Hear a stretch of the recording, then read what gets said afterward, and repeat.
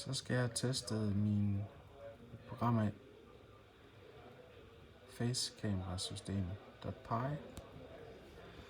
Jeg står her i min Linux-terminal.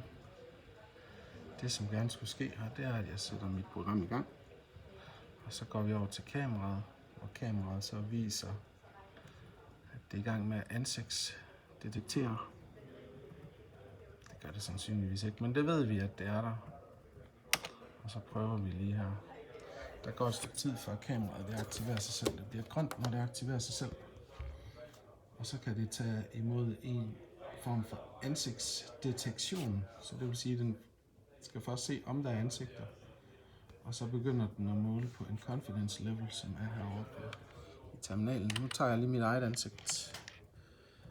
Den kommer der. Den fanger nogle ukendte. Men nu er den inde, hvor det er mit ansigt, så bliver genkendt. Det har været årsagen til, at der har været noget ukendt i det.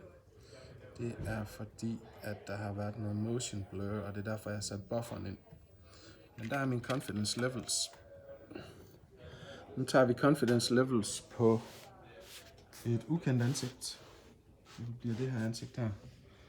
Jeg kan se, jeg går ned her. Og så skulle den måle nogle ukendte værdier herovre, når jeg lige fanger hans ansigt. Det burde den gøre der. Så siger den, det er et ukendt ansigt. Der er 10, og så starter der en optagelse. Nu optager videoen så 30 sekunder. Kameraet er stadigvæk aktivt herovre.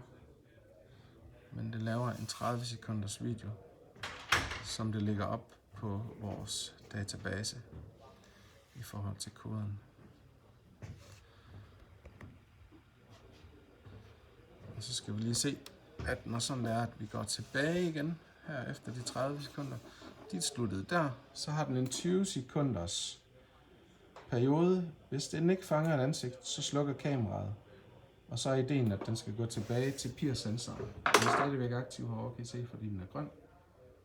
Og så går vi over og ser vores program herovre. Her i, der vil den ikke melde PIR-sensor, fordi jeg ikke startede vores master software. Men den går bare ud af programmet. Programmet er afsluttet, siger den her. Og så er den grøn herovre. Det er så beviset for, at mit program det fungerer, som det skal.